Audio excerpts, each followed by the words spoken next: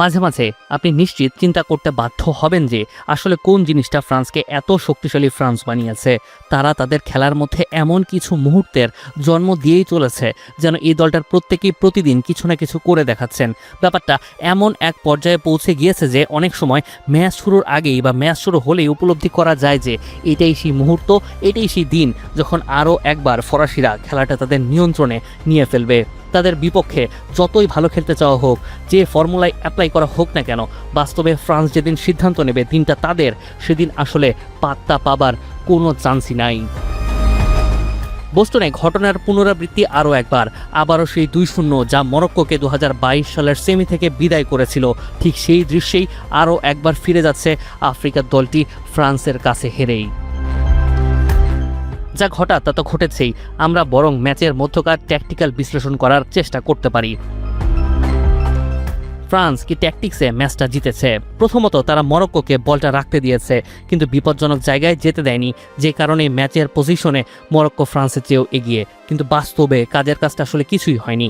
France ইচ্ছাকৃতভাবে সবসময় high প্রেসও করেনি, বরং মাঝে ব্লক তৈরি করে মরক্কোকে সাইডে খেলতে বাধ্য করেছে। ফলে মরক্কো বলের দখল পেলেও পরিষ্কার সুযোগ তৈরি করতে পারেনি। এই ম্যাচটা কন্ট্রোল করেছেনই আসলে দুইজন ফুটবলার। কি ভাবছেন, এমবাপে, দেমবেলে? গোল তারা পেয়েছেন ঠিকই, কিন্তু ট্যাকটিক্যালি এই পুরো সিস্টেমটা ঠিক রেখেছেন ফ্রান্সের দুইজন মিডফিল্ডার, রাবিও, কোনে। এই দুই মিডফিল্ডার মরক্কোর ক্রিয়েটিভিটি বিল্ড আপের সময় তো দেয়নি, সাথে স্পেসও দেয়নি। বিশেষ করে ট্রানজিশনে বল কেটে দ্রুত আক্রমণে গেছে, আর এখানেই মরক্কোর মিডফিল্ড কার্যত ম্যাচ থেকে বিচ্ছিন্ন হয়ে গিয়েছে। আর মিডফিল্ড কাজ না করলে যেটা হবার সেটা তো ঘটেছেই। এদিকে আক্রমণগুলো বেশিরভাগ সময় কিভাবে সাজিয়েছে France? Vision cutie mini LED টিভিতে আছে MEMC এবং DBX টিভি সহ লেটেস্ট সব টেকনোলজি। Vision television. তাদের রয়েছে শক্তিশালী উইং, সেটার ব্যবহার করেই তারা মরক্কো ডিফেন্স বারবার ছড়িয়ে দিয়েছে। মূলত দেমবেলে ও অন্যান্য উইঙ্গাররা টাচ লাইনে চওড়া অবস্থান নিয়েছেন, এতে মরক্কো ডিফেন্স প্রসারিত হতে বারবার বাধ্য হয়েছে। সেই ফাঁকা জায়গায় এমবাপে ঢুকে আক্রমণ তৈরি করেছেন।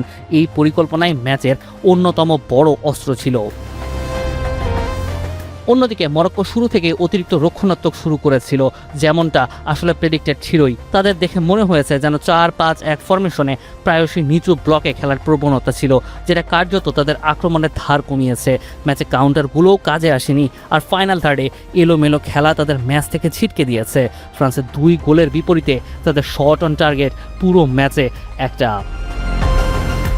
তাই সবশেষে প্রায়শই যেটা বলা হয় সেটা আরও একবার বলতে হচ্ছে, ফ্রান্সকে আসলে কিভাবে থামাবেন। আপনার দারুণ একটা ডিফেন্স সেট আপ থাকতে পারে, বাধা থাকতে পারে, ট্যাকেল করতে পারেন, ব্যতিব্যস্ত রাখতে পারেন, গোলরক্ষক 2-3টে চমৎকার সেভও করতে পারেন, আর ঠিক তখনই তাদের কোনো একজন ফরওয়ার্ড ওই রকমই একটা দৃষ্টিনন্দন গোল করে বসেন।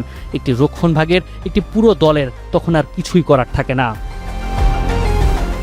ওপাশে থাকা যে কোনো প্রতিপক্ষ হয়তো চাইবেই তারা যেন এই বিশ্বকাপে এই ফর্মটা যেন ধরে রাখতে না পারে, কিন্তু যদি তারা তা পারে তবে 28 বছরে তাদের 3য় বিশ্বকাপটা ঠেকায় কে?